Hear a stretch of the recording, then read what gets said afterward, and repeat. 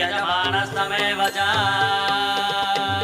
ஆழ்வாரின் பாசுரம் ஆண்டாளின் பாடல்கள் அன்றாடம் கேட்கின்ற ஸ்ரீரங்கனே. ஆழ்வாரின் பாசுரம் ஆண்டாளின் பாடல்கள் அன்றாடம் கேட்கின்ற ஸ்ரீரங்கனே.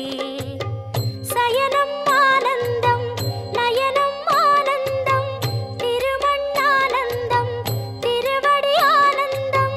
சயனம் ஆனந்தம் நயனம் ஆனந்தம் திருமண்ணானந்தம் திருவடி ஆனந்தம்.